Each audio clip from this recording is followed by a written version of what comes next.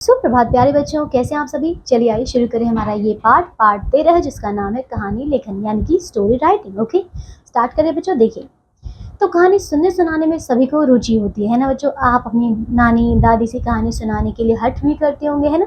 तो कहानियाँ रोचक और मनोरंजक होती हैं, साथ ही ये जीवन के लिए कुछ ना कुछ उपदेश भी देती हैं। ठीक है बच्चों, इसीलिए तो कहानियाँ बहुत पसंद होती हैं।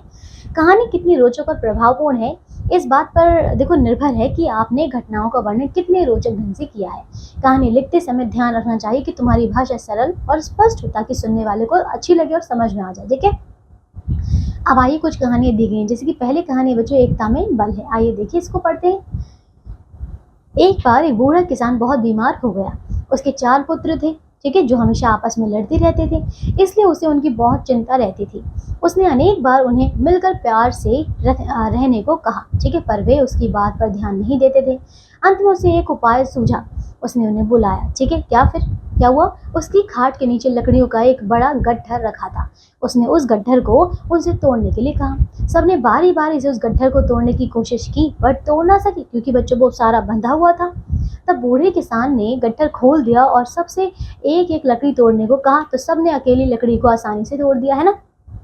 तब उस बूढ़े ने उन्हें समझाया, यदि तुम परस्पर मिलकर रहोगे तो तुम्हारा कोई कुछ नहीं बिगाड़ सकेगा। यदि आपस में लड़ते रहोगे तो इस अकेली लकड़ी की भांति तुम्हें कोई भी हानि पहुंचा सकता है। तुम्हें लकड़ी के गट्ठर की तरह एक साथ मिलकर रहना चाहिए। ठीक है, देखिए कितनी अच्छी कहानी थी ये। और इस कहानी से हमें शिक्षा मिलती है बच्चों की एकता में बल होता है, अतः हमें मिलजुल कर रहना चाहिए। ठीक है, दूसरी बच्चों यहाँ पे कहानी सच्चे मित्र। आइए इसे पढ़ते हैं। तो यह एक जंगल में एक हिरन, कौवा और एक चूहा रहते थे। तीनों पक्के मित्र थे, हमेशा साथ साथ रहते और एक दूसरे की मदद करते थे। एक दिन जंगल में एक शिकारी आया, ठीक है, उसने जानवरों को पकड़ने के लिए जाल फैला दिया। उसी समय हिरन घूमता हुआ उधर आ निकला और जाल में फंस गया। कौन फंस गया था बच्चों? हिरन। हिरन के दोस्त उसके साथ नहीं थे, उसे उनकी बहुत याद आ रही थी। कुछ ही देर में कौवा उड़ता उड़ता वहां आया, ठीक है, इस चित्र में आप देख सकते हैं। ऐसे अपने मित्र को जाल में फंसा देकर वह जोर जोर से कांव कांव करने लगा। उसकी आवाज सुनकर चूहा समझ गया कि जरूर मेरा दोस्त किसी मुसीबत में है। वह आवाज की तरफ दौड़ा आया। उसने देखा कि हिरन जाल में फंसा छटपटा रहा है। चूहे ने तुरंत अपने पैनी दांतों से जाल कुतर डाला। हिरन जाल से छूट गया। तीनों मित्र खुशी खुशी जंगल की ओर चले गए। ठीक है बच्चों, तो ये थी हमारी कहानी।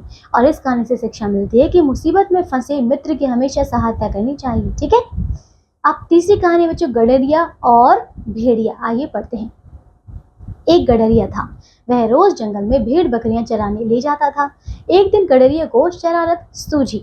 वह एक ऊंची जगह खड़े होकर चिल्लाने लगा। क्या चिल्लाता बच्चों? वो कहता है कि भेड़िया आया, भेड़िया आया। गांव वाले उसकी आवाज सुनकर मदद के लिए दौड़े आए, है ना। उन्हें देखकर गडरिया हंसकर बोला कि मैं तो ऐसे ही चिल्ला रहा था।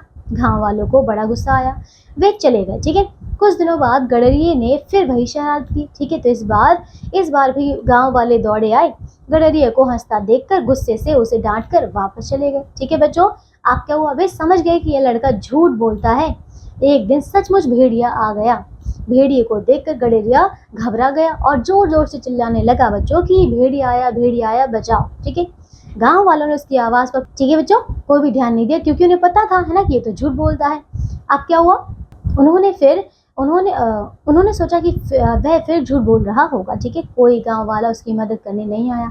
भेड़िए ने गडरिये की भेड़ बकरियों को मार डाला। तो समझ आया बच्चों, ये थी कहानी। और इस कहानी से शिक्षा मिलती है कि झूठ बोलकर कभी किसी को परेशान नहीं करना चाहिए, क्योंकि इसका बच्चों बुरा होता है ना, हमें ही नुकसान झेलना पड़ता है फिर। ओके, तो बस ये था हमारा पाठ। अब आगे आपको दिया अभ्यास के यहाँ पे कुछ प्रश्न है बच्चों, इसमें कहानियां लिखनी है आपको। तो अच्छी मनोरंजक बच्चों बहुत ही अच्छी कहानियां बनाइए। ठीक है, तो बस आज के लिए इतना ही। अब हम मिलेंगे अगली कक्षा में और पढ़ेंगे एक नया पाठ। ओके, तो बस अपना ध्यान रखिए बच्चों, पढ़ते रहिए। बाय।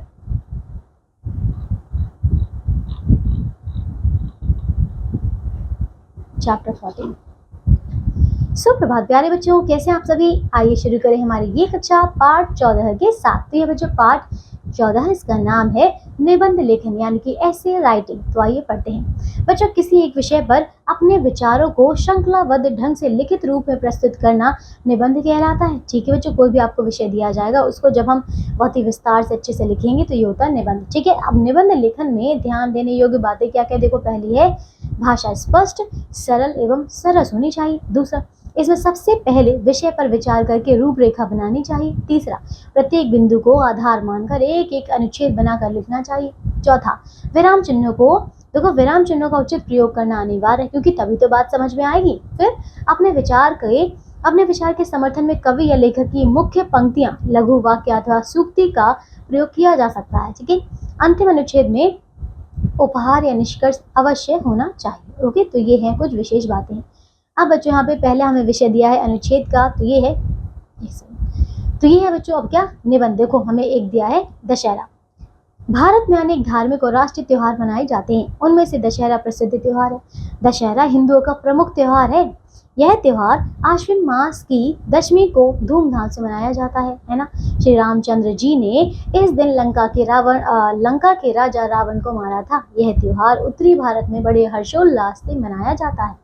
दशहरा से कुछ दिन पूर्व नगरों में रामलीला प्रारंभ हो जाती है, जिसमें भगवान राम के जीवन की झांकी प्रस्तुत की जाती है ना।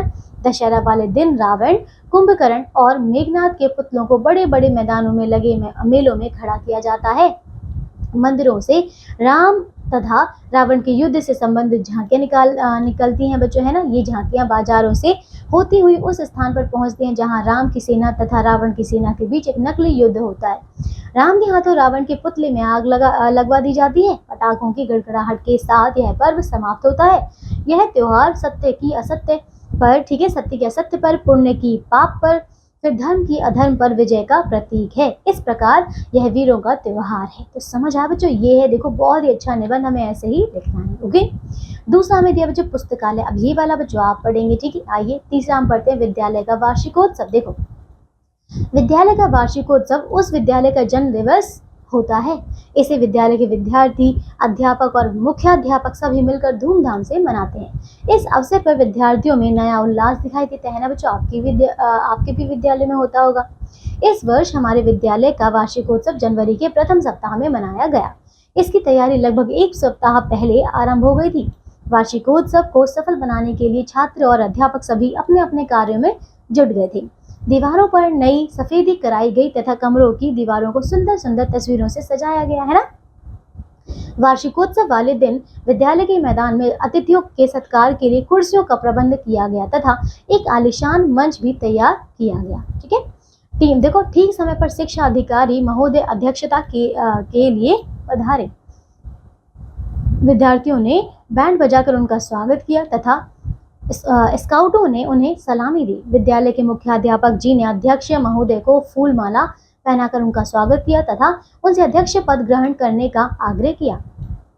इसके पश्चात वार्षिकोत्सव का कार्यक्रम सरस्वती वंदना से आरंभ हुआ। इसके बाद विद्यालय के छात्रों ने नाटक, वाद विवाद प्रतियोगिता, कविता पाठ, गीत आदि प्रस्तुत किए, जिनको दर्शकों ने तालियां बजाकर खूब सराहा। अध्यक्ष महोदय ने भिन्न भिन्न कार्यक्रमों में प्रथम आने वाले छात्रों को पुरस्कार प्रदान किए। पुरस्कार वितरण के पश्चात यह समारोह समाप्त हुआ। तो देखा आपने बच्चों, आपको जो भी फंक्शन हुआ है आपको बहुत ही अच्छे से उसको बच्चों विस्तार से बताना कि कैसे क्या हुआ, कौन यहाँ पे गेस्ट थे, कैसे ये खत्म हुआ। ठीक है, इसके आगे आपको दिया है गणतंत्र दिवस यानी कि 26 जनवरी। तो अब इसके बारे में आप पढ़ेंगे। ठीक है, फिर आगे है विज्ञान के चमत्कार। आइए इसे पढ़ लेते हैं। देखो बच्चों, आज विज्ञान ने संसार को महान शक्तियां प्रदान की हैं।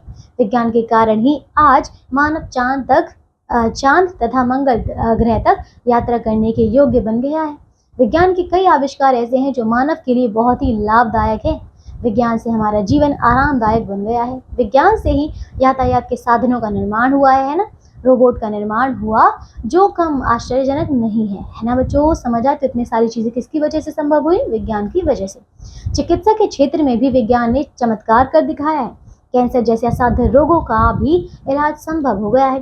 विज्ञान ने समय दूरी पर भी नियंत्रण कर लिया है। यातायात के साधनों के द्वारा संसार सिकुड़ कर रह गया है। टेलीफोन द्वारा संसार के किसी भी कोने में बैठे व्यक्ति से बात की जा सकती है ना। कृषि के क्षेत्र में भी आज आश्चर्यजनक विकास हुआ है। आजकल रोबोट का निर्माण खेतों में से फसल चुनने के लिए किया जाता है। विज्ञान के कारण धरती पर ही स्वर्ग आ गया है। हमारे वैज्ञानिकों का कर्तव्य है कि वे विज्ञान से मनुष्य जाति का कल्याण कराएं। ओके बच्चों, तो बस अब ये देखिए, ये था इसमें हमारा निबंध। ओके, अब इसमें एक और अगला दिया है प्रातःकाल की सैर, इसे आप स्वयं से पढ़ेंगे। ठीक है, तो बस ये था आपका बच्चों पाठ। इसमें आगे बच्चों अभ्यास दिया, अभ्यास में कुछ विषय दिए गए, इन पे आपको निबंध लिखना है। ठीक है बच्चों, तो इनको सारे विषयों को निबंध लिखिएगा, है ना, प्रयास कीजिए। तो इसी के साथ बच्चों हमारी ये पुस्तक भी पूरी होती है ना। अब हम मिलेंगे आपसे आपकी बड़ी कक्षाओं में। ओके, तो बच्चों अपनी परीक्षाओं की अच्छे से तैयारी कीजिए, सारे पाठों को फिर से पढ़िए। ओके, अपना ध्यान रखिए। Okay, bye.